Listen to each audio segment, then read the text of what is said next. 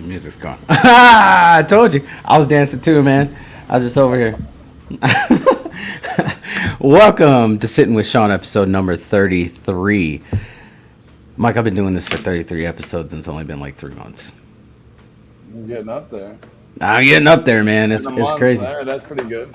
Yeah, dude. I hit like episode 20. I was like, I'm going somewhere. Now I'm at 33. It's crazy. But everybody, welcome to the show. Today I have a very special guest, Mike Urban. How you doing today, Mike? Wonderful. Nice. Wonderful day. Wonderful day. Just another wild, productive day, huh? Yep. Yes. So, Mike, would you like to give a formal introduction of yourself?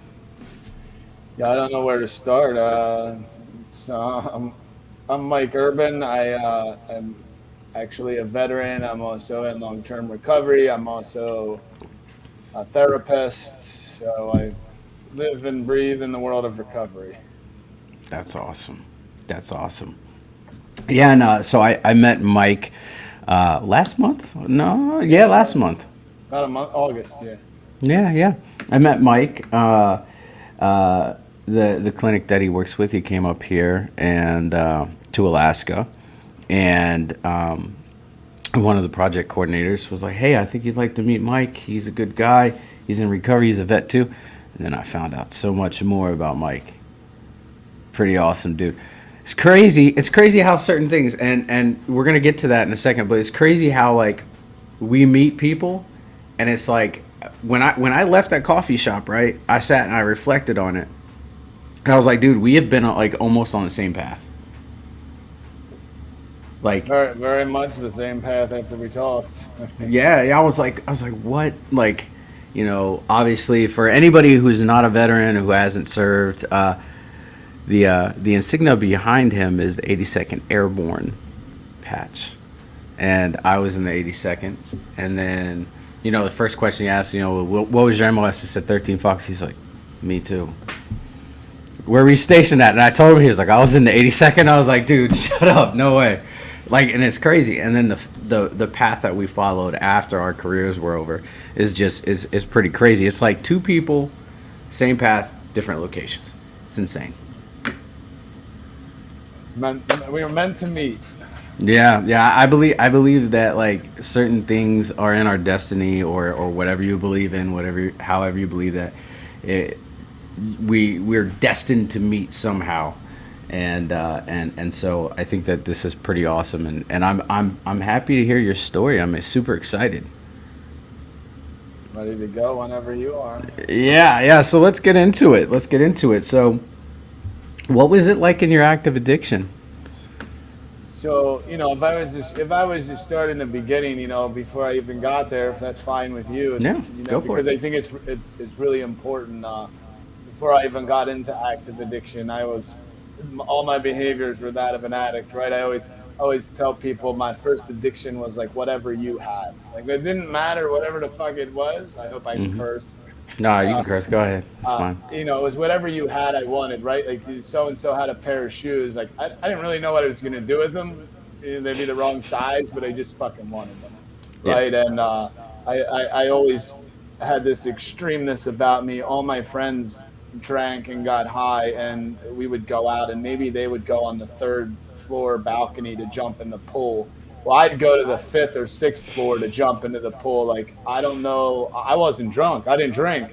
So, or do drugs. So what was my fucking excuse, right? It's always like, I got to one up somebody. I always got to do better. I always wanted what you had, and was never grateful for the things that I did have, right? So, I drank one time in the fourth grade. I grew up in the city in Philly, and I had friends that when I was in the fourth grade, my friends' brothers were heroin addicts, and they thought it would be like a good idea to give a bunch of fourth graders beer and weed.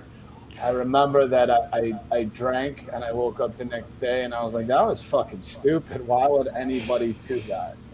And Yeah. I didn't touch drugs and alcohol again until later on in my life, after getting hurt in the military. I luckily I had alcoholism all around me, so it was kind of a deterrent. Yeah. Unfortunately, later in life, I was like, I'm not going to be an alcoholic because dad, you were an alcoholic. I'll be a heroin addict so I can show you, Yeah. I'll be better than you. I'm not going to drink. Yeah. So, my life was built around how I can get over on people, how I could do the least amount of work and get the most reward. I think I watched Goodfellas way too many times. I think I watched all those movies too much. And look, those people were around people that were not doing what they should, and that's who I gravitated to even before I drank. Before I was in my active addiction, that is the way that I acted. Um, Not a productive member of society, not not anything, Yeah. not anything good. Yeah. Yeah, definitely. Yeah, I can relate to that, man. I can relate to being a one upper. When I was in my active addiction, I definitely didn't think that I was a one upper. I was like, you know, I always was like, well, everybody around me is doing this, so I'm gonna do the same thing. But in reality, like looking back, I always tried to drink more than everybody. I always tried to do more dumb shit than anybody. And I was extremely proud of the fact that I would do these things. If people were going out and they were drinking and having a good time, I'm like, well, you guys are having a good time. I'm about to get hammered drunk, and we're gonna see where this night leads us. And that just wasn't the way to live for me. Looking back now, I'm able to see that. So one thing that I've noticed about since being a vet now and being in recovery and stuff like that, I don't know if you noticed, but in the military they kind of breed addiction and then punish you for being addicted. Did you notice that? Well, so again, my experience is I see exactly what you were talking about. I didn't drink. I didn't. Yeah. I drank maybe once or twice, not much. While I was active duty, it was not really my thing. Uh, but I would agree with you. It's very difficult now that I work with veterans. I work with active duty members. It's kind of like, hey, let's see how much we can get done, get trashed at night, and show up at PT in the morning, and it's rewarded until you get caught. Yeah. And then if you ask for help, there's something wrong with you. So it's your point is very well taken and on point. Yeah. Yeah, I've seen that too many times, especially like, you go like, and I talk to some of my vet buddies about this that are in recovery, and I say, any function that you go to, there's alcohol involved. And hey, let's go to a dining out. Like, you go to a dining out, there's a grog there. You're not forced to drink, but if you don't drink, people look at you sideways. And then you go to a barbecue, like a unit function, like a barbecue, and there's alcohol there. And any function that you go to, it's like there's alcohol there, and you're not forced to drink, but you're frowned upon if you don't. And so that starts to, in my opinion, my view, it started to kind of create this outcast society in within units, and then really start honing in on that addiction. And I've seen so many men and women go into like Sudsy and shit like that, or into ASAP. I've been in a few times myself. I'm not proud of that, but hey, it is what it is. But go in there and then continue to do to use their substance of choice while they're in there, and it's because there's little to no recovery basis within that program or the military whatsoever, and you hit it on the head. You start to get in trouble, or you get down upon if you do ask for help, and that I think is very counterproductive. Yeah, I mean, since getting sober is like one of the things, the greatest strengths that I have is being able to ask for help, right? And regardless if it's help with mental health, even in my job, I've found that when I don't know something, if I just fucking ask somebody, they usually have the answer, and I don't look like an idiot, and the task gets done a lot faster. And Yeah. the military is quite the opposite of, you ask for help, hey, I'm struggling with this, and it's automatically like, you're a pussy, what's wrong with you? Yeah, yeah, exactly, exactly. And that's rough because my in my career I worked hard at being the best that I could be. Being the best leader I could be, being the best fister I could be, because that was my job and people depended on that. But when I got hurt, I tore my meniscus in like 2014, and I couldn't run. And I went and I said, "Hey, look, there's a fucking problem. I got X-rays, MRIs, everything." I took it to my platoon sergeant and I showed him. I said, "Hey, look, like I'm fucked up, dude." And then from that moment forward, I had a label put on me, and I was like, "Well, that's kind of shitty. It's kind of shitty because I'm broke and I can't effectively operate as a soldier." With an injury, and I need to get taken care of so I can get back to operational status. And now I'm being looked upon as a piece of shit because I am getting fixed, and that's terrible. Yeah, there's not a lot of sympathy, and I don't know whether there needs to be or not. That's Yeah. it, that is the way it is, and it's they invest a lot of money and time in training us, and it's I don't know. I think it would be longevity wise, invest some time in maintaining us, and that means taking care of the issues that come up, which a lot of them are mental issues, and Yeah. realistically, those mental issues lead to physical issues. Absolutely. You're not wrong. You're not wrong. So what led your departure out of the army?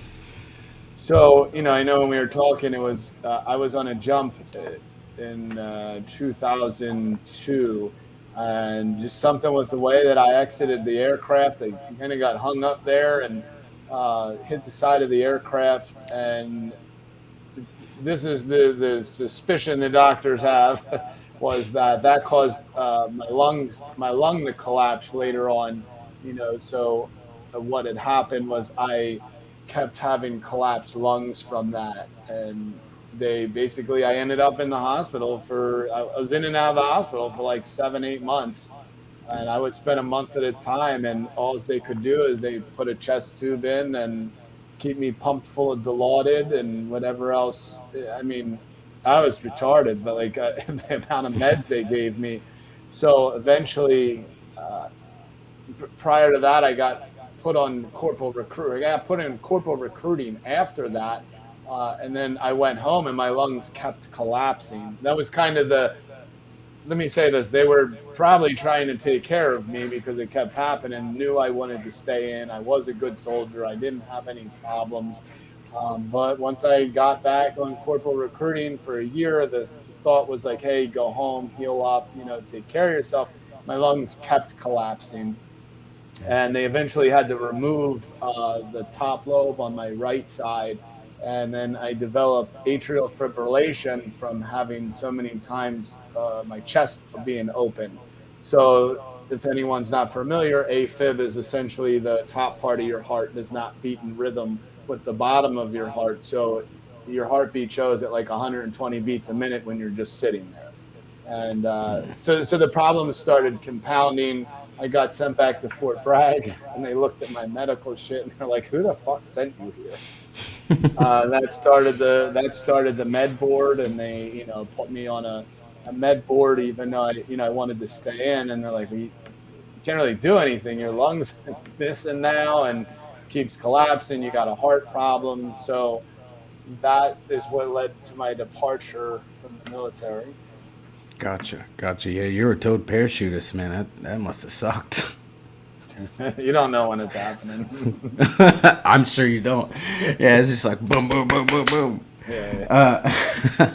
But I don't know about you, but for me, I've shared this thought that had run through my mind when I was going through it. Not only was I terrified, of exiting the military, because that's kind of like the only lifestyle I knew, right? I didn't know what skills I had or what I was good at, but also I felt like I was being thrown to the side, cast aside like a piece of trash. Did you feel that way? Yeah, so very much so, because for one, I was sent home with really like no plan, because they don't out process you when you do the med board. I was actually put on what was called TDIU, and it's that you get 5 years. If you get better, you can come back in. If you don't, they'll keep you on retirement. So they basically just sent me home, and the only instruction I had was you need to see this DOD doctor and you need to see this civilian doctor. So both of them were writing me like copious amounts of the same prescriptions because this isn't when they spoke. But to your point, I was just like, go home. They said sent me home, no direction, no support, and I described my life prior to the military, which was like hanging out with all the wrong people, getting over on people. I had no life skills going into the military, and I didn't have any coming out other than I knew how to kick in doors, I knew how to call for fire, I knew how to jump out of an airplane, which apparently not. So yeah, basically just kind of threw me out there and were like, good luck. Yeah, yeah, and for me that was terrible. That feeling of hey, you're not needed anymore. Go on, and and so that really that kind of sucked a little bit. And then on top of that, like they don't teach you what happens when you fail. They don't. They set you well now they set you up for success. Like this is what it looks like to get a job. This is what it looks like to interview for a job. Here, let's help you with your resume. But they don't tell you. They don't coach you on what happens when shit happens and life gets bad for you when you get out. And so that's one of the issues that I kind of took up with when I was getting out was like there's no like you said there's no support when you get out. It's just like hey, you're on your own now. Have fun. Yeah, from what I've been told, I think to your point, apparently they're doing stuff now. I know some people that have gotten out recently, but the when I got out, there was nothing. I was just seeing. I didn't even tell you how to get your fucking GI Bill or how to apply for VA benefit. I didn't even know there was a VA. I didn't. I didn't know because I was put out on retirement and given TRICARE, and then I didn't know there was a veterans hospital. Like that's how naive. I mean, they take for granted that people would know that, but I didn't. Yeah, yeah. They don't tell they well. I'm sure. Well, now they tell you that there's a VA, but I'm sure back in the day I've heard stories from other guys that were told the same thing. Just get out. Didn't know there was a VA, and if they knew there was a VA, they didn't know they were entitled to benefits. So how quickly after you got out did your active addiction actually start up? I mean, look, it's reality is it started up before I left from all of everything that they had me on. Yeah. But like I said, I returned home and I returned to the city I grew up in around the same type of people. And now I was not only getting prescriptions from two separate doctors for, I mean, like, I don't know how I'm still alive from the amount of meds they gave me. And then I also was getting I still was getting my pay because I was put on TDIU. So, I mean, I go home and I have some money now, but I have no direction and a lot of pain meds. Yeah, yeah, yeah. I was waiting on you to say that it started when you were in the service because of the meds that you were on. So one of the things that we also connected on was vet court, and we're gonna get into the recovery portion of that. But how did you end up in vet court? So I ended up in vet court. Funny, not funny story. I was in Philly and I was sitting in my car getting high, and a cop came over and said, "What are you doing?" I mean, I couldn't really lie anymore, and I couldn't say anything, and so they locked me up, and sat there, and then I got put in veterans court, and that's how that started. Yeah, yeah. You know, I think we put ourselves in these positions, in the positions that we need to be in life to change our perspective and things. And whether it's a higher power, if that's what you choose to believe in, or if destiny is what you choose to believe in, I think we put ourselves in these positions that we're right in the right place at the right time for what we need. Sometimes it's terrible. Sometimes the positions we put ourselves in are terrible, but I feel like we do. Do you have a belief on that? Yeah, I mean, look, I can tell you right now, I believe in a higher power because I didn't fucking bring my ass off of that airplane. I Yeah. didn't get my ass to this point of being sober and having a good life, right? Like none of that is of my own doing. And vet court for what it was, I it, so I always share with people right before I got into AA or NA, I had a decent period of time sober. The unfortunate, I'll call it sober. It wouldn't be by some definitions, but what had happened. Let me back up before vet court. So after I got out, and once I finally figured out that there was a VA because I lost my TRICARE, I told them I had a problem, and their solution was to put me on Suboxone, which everyone's got an opinion about it. My opinion is it saved my life because when I was on Suboxone, I spent 4.5 years going back to school. I got my bachelor's, got into law school. And if I never had that period of time, it wouldn't be sober. Like I wouldn't know there was something else in life. So, while it was good, it was good. The thing I think the VA failed me on was they just gave me Suboxone. Yeah. There was no therapy. There was no, hey, maybe you should go to AA. Hey, maybe, you know, you, I got myself into this problem by thinking there was a single solution to my problem, which is pain meds will solve everything.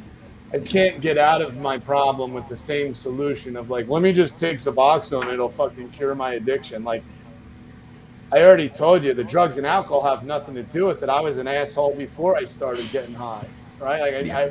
I already explained my behavior. Yeah, yeah, definitely, definitely. And you hit something on the head that I think is like up for like debate in the country right now, or at least in the recovery community, is MAT, and I had a bias toward it, like when I first got out of recovery, and it was or first got out of vet court, and it was. I was extremely prejudiced against it because when I was in jail, I seen people using it to get high, and not as the purpose as like I'm taking it because I need it to stay clean. Like they were using it to get high, and so when I got out of vet court, and I was like, that's not recovery. And then one of my best friends, he was a medic of mine back in 173rd. Him and I got in contact again, and he's like, I've been sober this amount of time, and I've been taking Suboxone, and the reason why is because of this. And I didn't vocalize any of my opinions on it, but just seeing what it has done for him alone really opened my eyes to okay, if it's used, if it's used as prescribed and you're taking the right amount of doses, like then it is a form of recovery. MAT is a form of recovery. And so it's completely changed my prospect. And I'm sure that there's going to be more that I learn about MAT, as time goes on. But that was my firsthand experience of like being able to actually look at it and say, okay, like this is a form of recovery. And now I have a bunch of friends that use MAT as a form of recovery. Well, the key there is what you said. Take it as prescribed, right? Yeah. I've had 4 major surgeries in recovery, which all require me to be on pain meds. Guess what? I found when I take one every 4 hours as prescribed, it works really well, and not Yeah. all of them in 1 hour, right? Like Yeah. it's amazing if you follow instructions. A lot of times shit turns out well. Yeah. Yeah. Definitely. You're right. And that's one of the things with medication that I found is like I wasn't necessarily addicted to it, but I never took it as prescribed. It was always like, okay, I mean, I'm an extremist, not an extremist in that sense of terms, but I like to go to extremes. So like if I'm going to use it, I'm going to use it until I don't want it anymore, or till I run out, and then I'm not going to fucking use it anymore. Now in recovery, I'm learning that, like, I do need to use it as prescribed, or I'm gonna end up right the fuck back where I was at in step one, before step one. So your experience in vet court, what was that like? Well, for one, it was good. The only problem was I was in law school, and my law school had set up the vet court or helped Judge Dugan. You Mm-hmm. know, was working with him, so he was very gracious in knowing that we were in the same unit at Fort Bragg, or we were both at Fort Bragg, and he knew my teachers were coming in and out of there. So he was nice enough to be like, "Look, just keep showing up at your other appointments, check in with me without coming in here, and complete everything, and we'll move on." And I did. I followed the path that was laid out for me. I wish I could say I stayed sober after that. I didn't. I don't even know if I stayed sober during it. I do know that I didn't use enough to get in trouble, or I can't remember, so I don't want to bullshit there. But I do know that I followed the path and got out of vet court, got my charges erased, and had a productive time while I had the court hanging over me. Gotcha. Yeah, I'd always heard this legend of a Judge Dugan, like getting into vet court, because when we when we go into vet court up here in Alaska, our judge, his name is Judge Wallace, likes to give us the lesson, or the history lesson of vet court, from the existence to where it is now, and I really enjoy it. But I'd always heard of this legend of Judge Dugan, and I was like, who is this guy? He sounds like a really good guy, real hard ass, but a really good guy. And then I went down to Tennessee for NADCP, which is National Association of Drug Court Professionals. And I got to meet him. And holy shit, that man is amazing. Yep. Just an amazing human He's what you being. need, right? He's just to the point, like, dude, pull your shit together or fucking send you to jail. Like Yeah. that's what we need as veterans, but he's got the compassion to, see that we're struggling with stuff and give you the opportunity to get on, make the corrective action and get on the right path. Yeah. Yeah. And I think the way he handles things and the way my judge handles things as well is pretty awesome. When I got into vet court, my Judge Wallace was like, "Hey, you're here of your own free will. Nobody's forcing you to be here." And I'm like, "You're right." And then he was like, "The only person that can fuck this up is you." And I was like, okay, well, yeah, you're right. And he's like, no system is going to be held against you. You're not going, nobody is trying to hold you back. The only person holding you back is you. And that was really when my eyes started opening up. Well, that's So the thing you, with all the courts, right? Everybody, oh yeah, the drug court's a trap. No, it's only a trap if you keep smoking crack. Like, it's not a trap. It's a great way out of the consequences of your using. Unfortunately, people like that victim card comes out really quick of you don't understand, or this and that, or they're out to get me. Listen, none of us are that fucking important. no, We're not what's his name, El Chapo, that the whole federal government's spending their time to see what I'm doing on my time off. yeah, yeah. I'm not. We're not headhunting for you.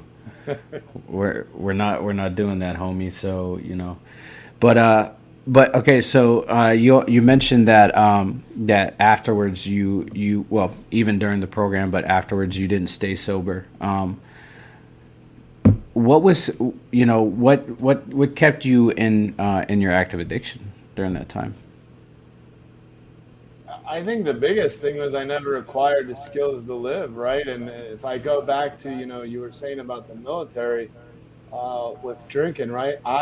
When I look back now, I realize I didn't know how to relate to people, right? Like, how the barracks life is, everyone would be bullshitting. But most of the time on Saturday night when everyone's going out to drink, like I was sitting in my room, I wanted to just eat a pizza and go to bed at 8:30 so I could get up and work out. Uh, Everyone was kind of on the periphery. I had a few friends, but I just didn't know how to relate to people, and I had carried that on from younger life. Right, I didn't have any skills then. I brought it into the military. I will say the military gave me that first sense of stability. Uh, but the thing that kept me in my active addiction was I didn't know what my purpose was. I didn't know how to live life. I didn't know how to have friends. I didn't know how to have connections with people. I didn't know what was important, right? And it's not the material shit that everybody thinks is important. So my focus was on all the wrong things, and like I want to be a college graduate, but I didn't want to go to college. Yeah. Yeah. You It's you had goals but no aspirations. Yeah. So the answer to your question is I didn't know how to live life. I didn't know how to navigate it, and it was just easier. Now, I will throw in, since getting hurt in the military, I've probably had a total of 14 surgeries. So that also didn't help because I was also used to getting attention from being the hurt one, from being the sick one. And everyone had sympathy, and I had to build an excuse all the time. I could go into school and nod out. They all knew I had pain medicines from the surgeries I had. So there was a lot of enabling, not intentionally, but the rest of the world not wanting to say, "Dude, what the fuck's going on?" Yeah. Yeah. No doubt. No doubt. So, what was the point in which you looked at yourself and you said something's gonna fucking change? So the point where it started to look at it and say something's got to change is I was in my master's of social work program, and I had been politely asked to leave school because they had a rule against heroin on campus. That was that was my argument, and I believed it. That's how delusional I was when they caught me with heroin. I said, "Where does it say in the rule book we cannot have heroin on campus?" Dead serious. And I was asked to leave, move out, and I stayed in graduate housing. Like I wasn't a graduate student anymore. They had to Mm-hmm. like get me out of there. I had to move back home, which I wasn't at, and tell them I had failed again for another time. And this time, the two things that were different was I had private insurance because where I went to school, I was on Voc rehab, and they refused to accept the VA as insurance. They said it's not a good provider of care.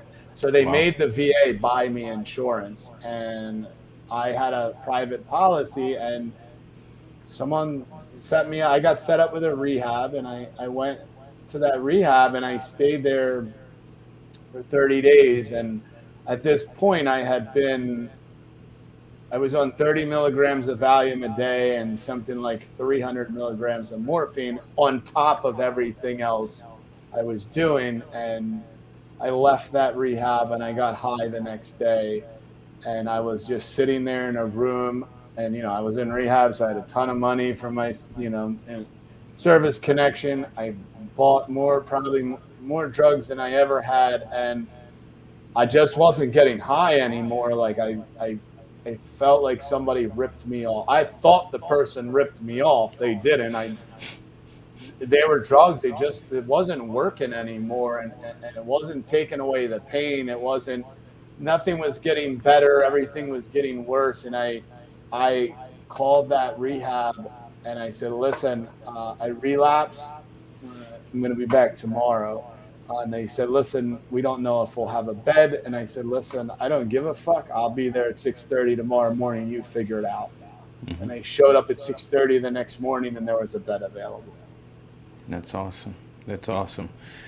When you got into rehab and that morning at 6:30, were your sights like I'm dead set? This is a change that I need to make, and there's no turning back, or was there a wiggle room like, I'll work on this shit, and then we'll see what happens later on? Well, I will have to be honest here. It's just like everyone else. I had to get one more. So I showed up to rehab high as shit, and I was put in my room.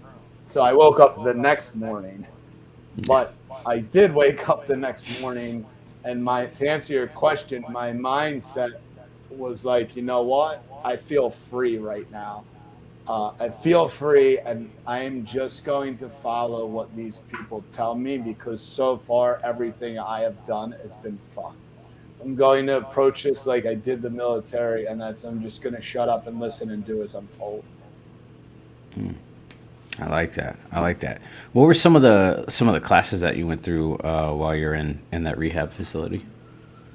So a lot of the classes were psychoeducational. Some of them the unfortunate thing with me being a social worker is I knew most of the stuff they were teaching, but that also taught me to be humble and shut up and be taught by somebody else. Like, right, I didn't, let's stop acting like I know everything because I had read that in a book somewhere that I needed to know everything. And for me, it was like, let's turn that off. Let's see what we can learn. And, a lot of them were conversation, like how to approach conflict, how to navigate family, how to, deal with cravings, how to change your surroundings, and then obviously there was the AA, the 12-step groups. So I was at that treatment facility, just real quick to give you the length of time. I was there for 30 days and they said, you should go to this other program. And I was like, you know what?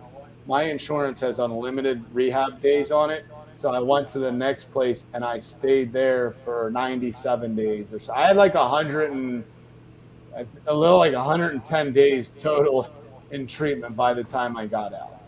That's awesome. That is awesome.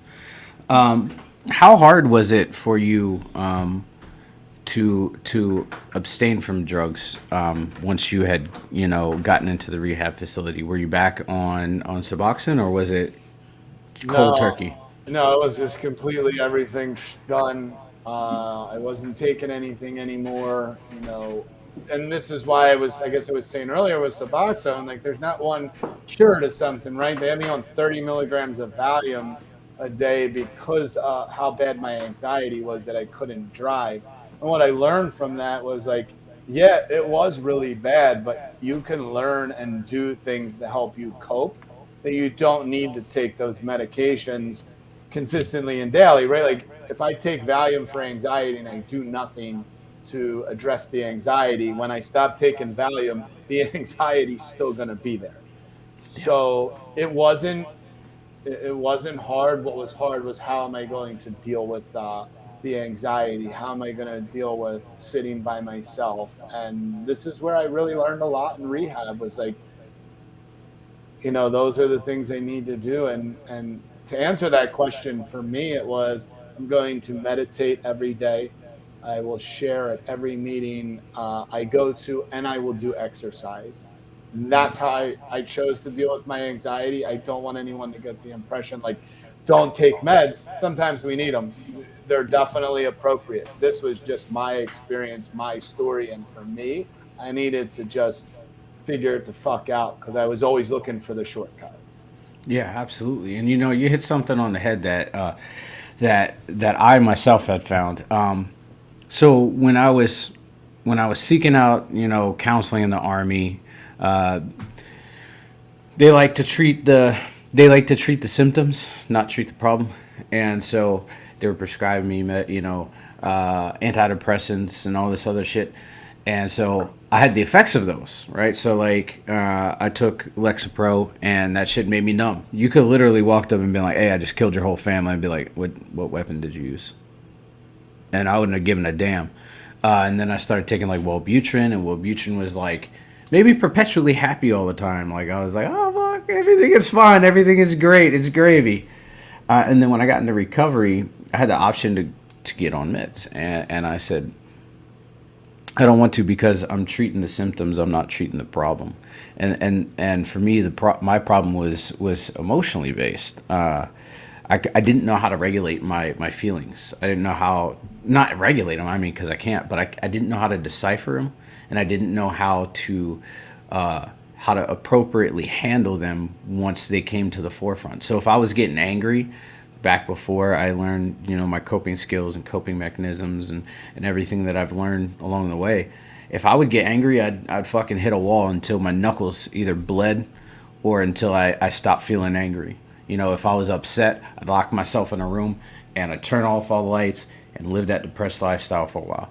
But now being able to work around that and see that, like I told my wife, she was like, back when I first started recovery, she was like, "Oh, you could get on meds," and I was like, "I want to be able to feel these feelings and know how to handle them because I don't know what it feels like to be angry and work through it.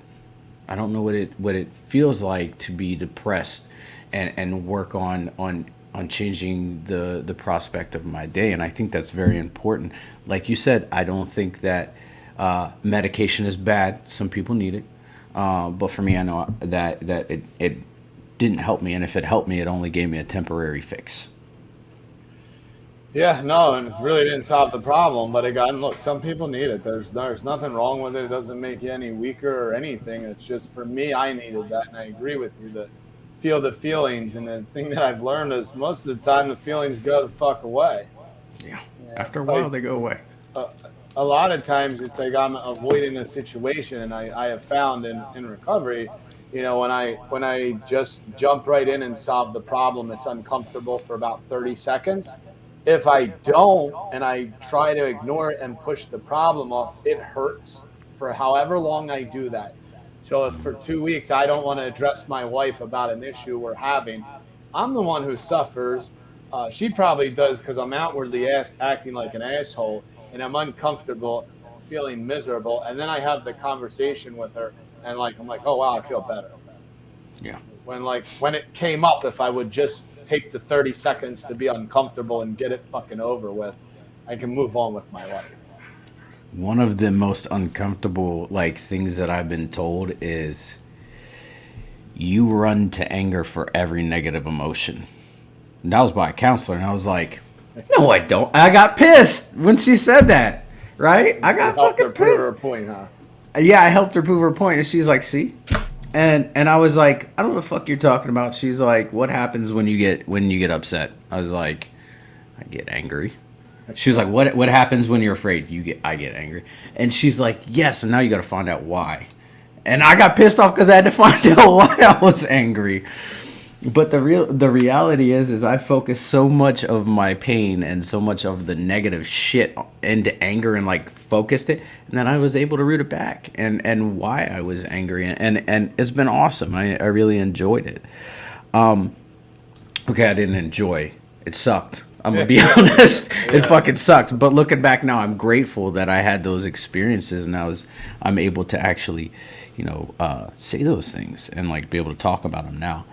And so after you started working your program and stuff like that, and you're able to reflect back, what has been the most beneficial part of your recovery? Do you mean what is the best benefit I got from it, or what is Yeah.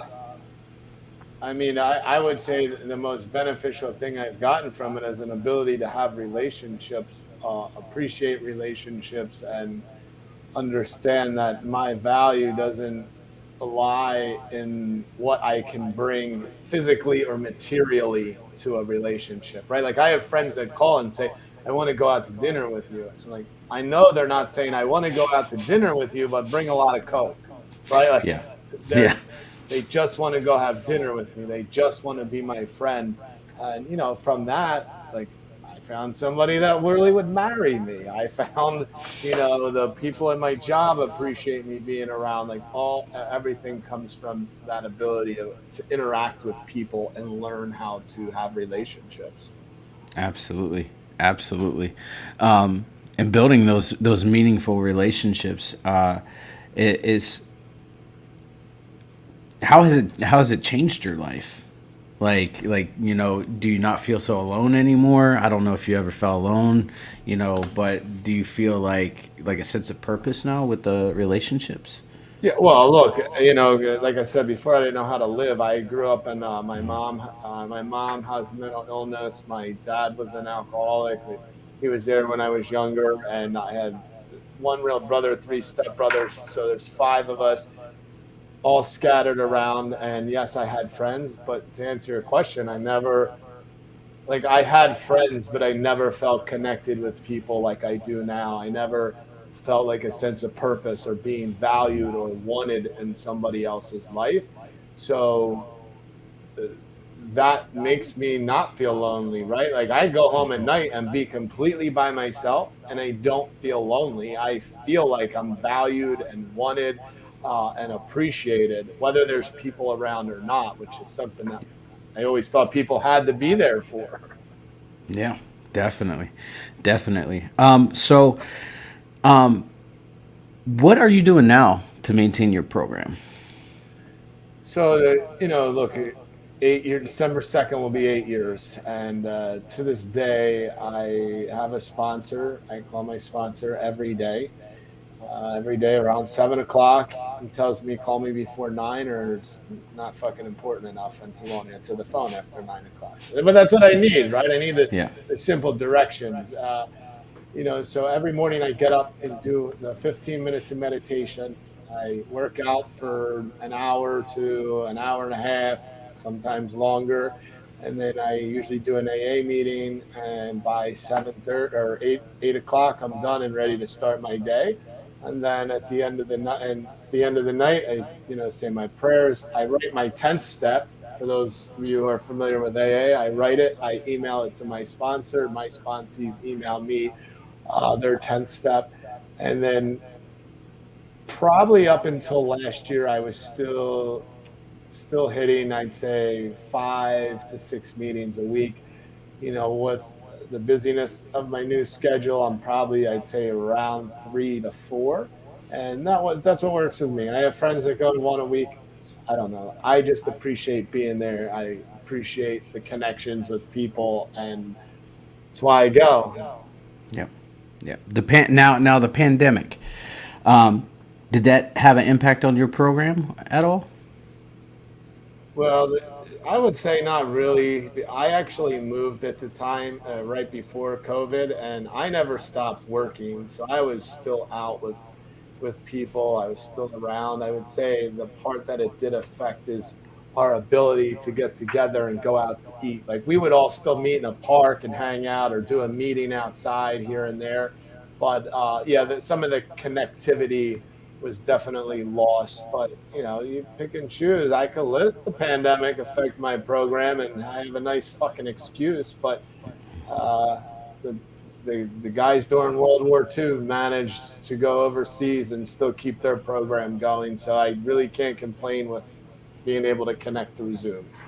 Absolutely, I couldn't agree more. I've seen a lot of things that people say where they say, "Oh, the pandemic really was the height of my active addiction," or it was the lead to my relapse because couldn't have that connectivity. But it also, in a weird way, it inspired a lot of people to get sober, to get clean, and as bad as the pandemic it was, or is, however you want to look at it, it's led a lot of people into recovery, and that's to me amazing.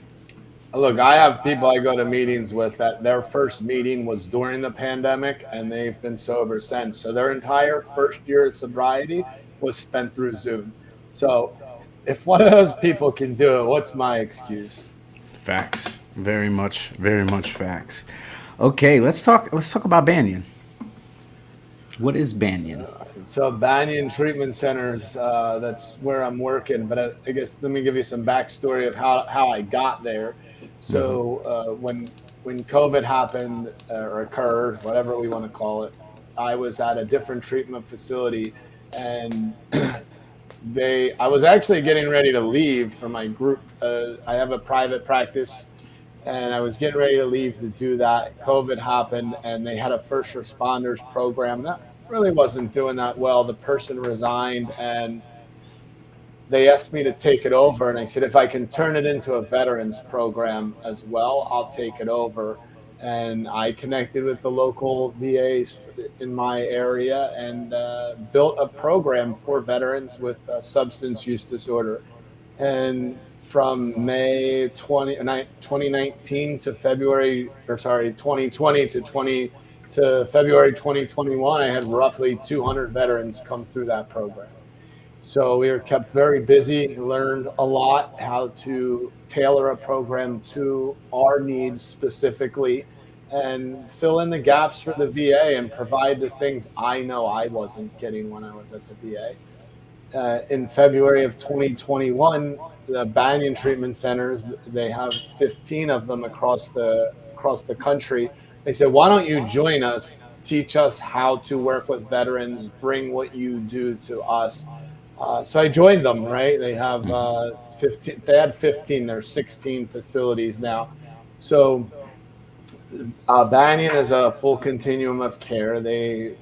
they provide detox, residential, partial, and outpatient. They also provide mental health care.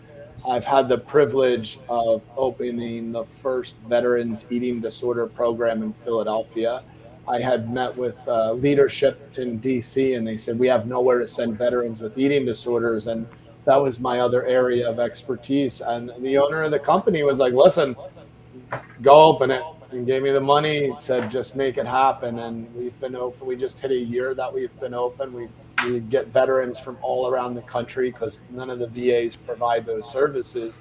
But we really try to look, 16 facilities. We don't have that many veterans. We try to keep them all at certain specific facilities so that way we can have some program like I had. And some of the things that we really try to do with and for veterans is we create a veterans, small group of veterans.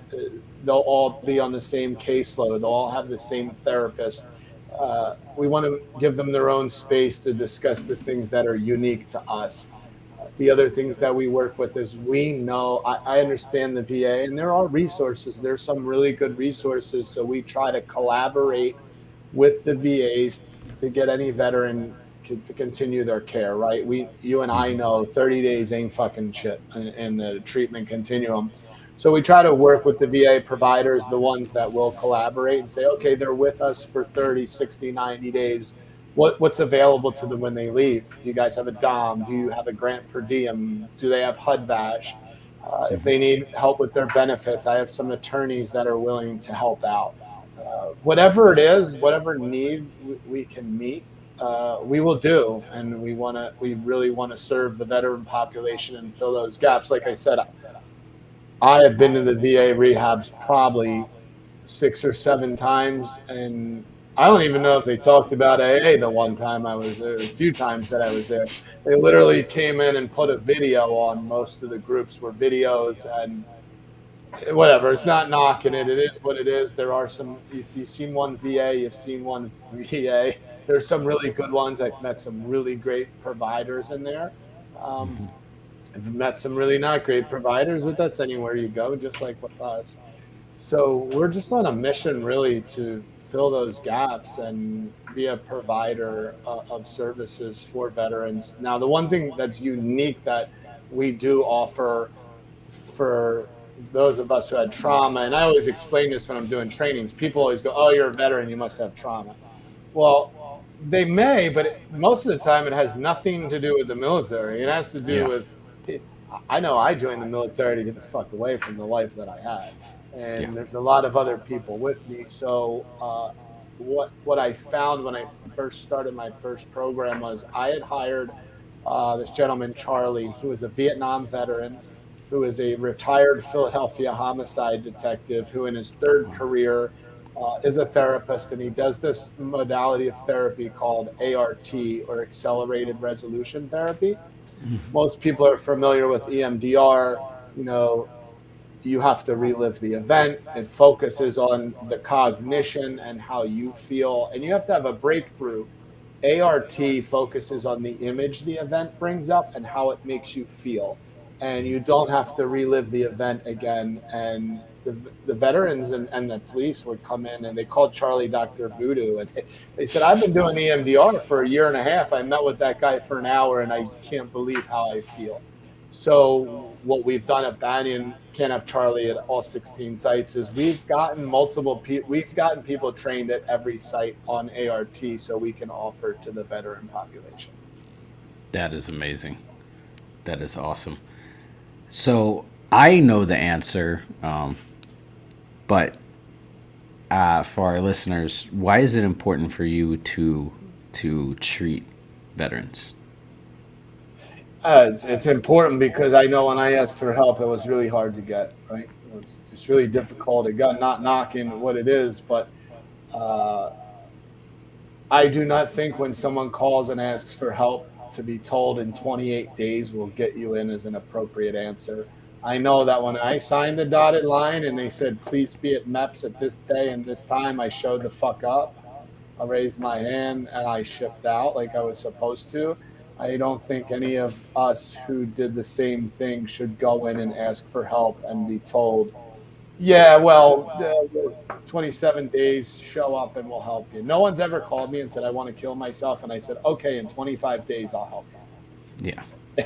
If I did, they're not here anymore. I would never do that. But, so how many people are we losing? How many people are we hurting due to bureaucracy? Yeah. Yeah. And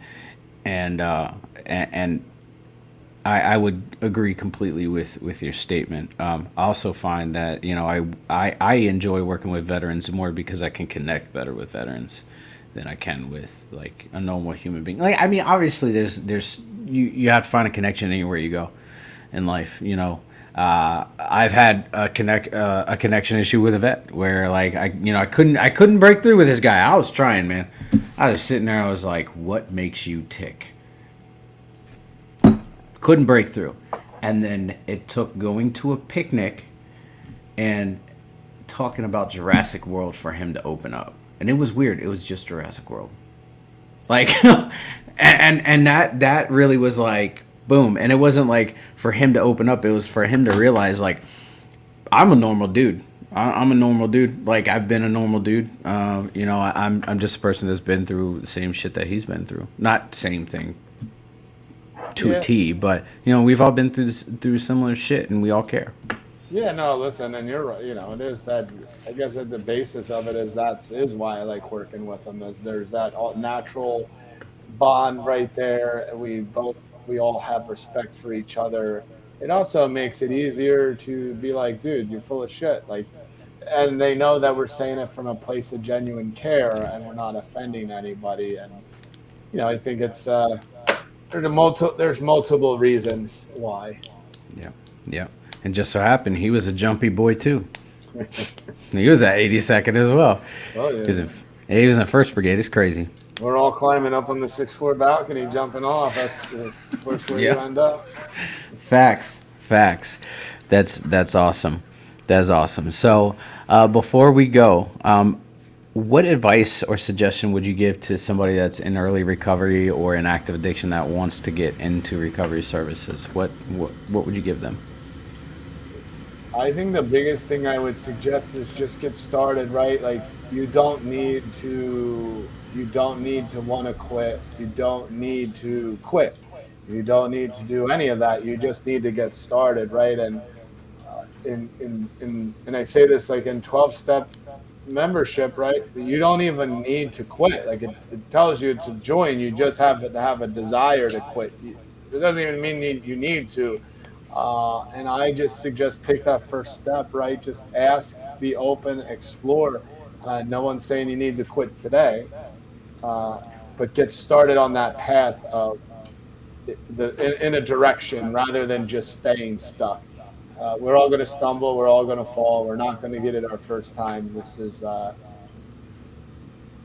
just get started. That's the biggest thing I can suggest to people. Everybody makes it complicated. Where should I go? What should I do? Listen, go to fucking AA. If you don't like AA, go to NA. If you don't like NA, go to Refuge Recovery. If not, go to whatever. Just do something other than what you're doing. Absolutely. I couldn't agree more. It's crazy that you bring up Refuge Recovery because we have a meeting up here Yeah, every Monday. That's great pretty program. awesome. Yeah. So another thing before we go, and this is more a lighthearted topic, but the Rocky statue, overrated or underrated? Uh, it's overrated now. It used to be something you want to see. Now every tourist from around the world, and they moved it, so Did they? they moved it to the steps that he runs up in the movie. Before it Uh, was actually down by the Spectrum where the matches were, and then they moved it. So now it's all too touristy.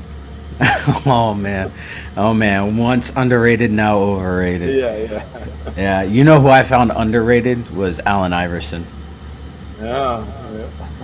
A lot of people did. Yeah, and it's yeah, he was very underrated. But Mike, I wanna thank you for hanging out with me for this hour. Yeah, no, I appreciate having you. You having me on. I appreciate meeting for coffee, and hopefully, if we discussed before, some plans to do some work together, and I hope that we get to see that come fruitful. Yeah, definitely, definitely. And I'm excited. I'm excited to see what the future holds. Me as well. All right, and everybody, thank you guys for hanging out with us for this hour. You guys have been awesome, and Mike, you've been awesome. You're a good dude, and you're a definite role model for a lot of us to follow. So thank you. Thanks again for having me. All right, guys. Till next time. Much love.